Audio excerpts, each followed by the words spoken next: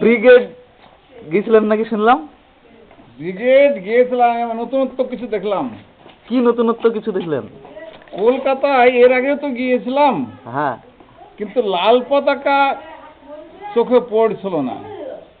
এবার লাল পতাকা, সমস্ত রাস্তা লালে লাল, সমস্ত রাস্তায়। বাহ। আর ব্রিগেড ভরিয়ে হ্যাঁ, আশেপাশে সমস্ত বাগান সব লোড, সব থেকে লোক বেশি, সব প্রতিবারের থেকে লোক বেশি। হ্যাঁ।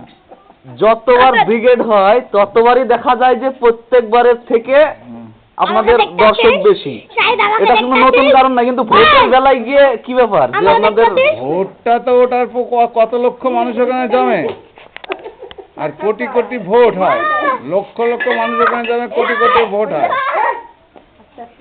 তাই হ্যাঁ, শুনলাম এবার নাকি মানিক সরকার এসেছিলেন, ত্রিপুরার মুখ্যমন্ত্রী। পরিবেশ সদস্য এর আগের বার তো এসেছিলেন না, প্লেনামে এসেছিল, তাই মঞ্চে উপস্থিত ছিল।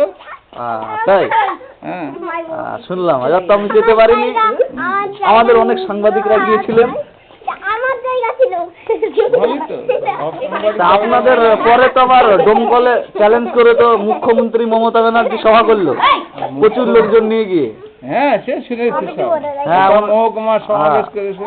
মান্নান হোসেনের ছেলে নাকি বলেছেন যে আমার তৃণমূলের পার্টি অফিস ভাঙার নাম দিচ্ছে কংগ্রেস, আমরা ইচ্ছা করলে 2 মিনিটের মধ্যে পার্টি অফিস ভেঙে দিতে পারি, এরকম নাকি কথা বলিছে।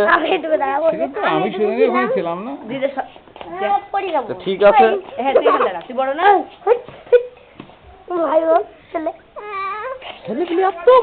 দাঁড়া সবাই, দাঁড়া তোদের একটা সবাই তুলি।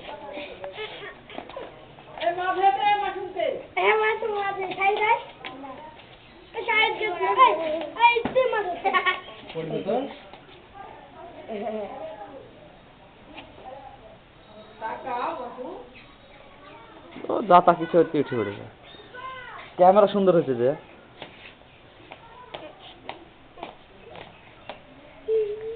ভিডিও করছে নাকি রে? আমার ভিডিও করছে।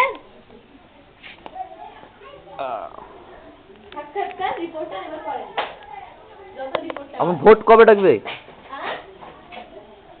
বিধানসভা ভোট এপ্রিলে। এপ্রিল কত তারিখ?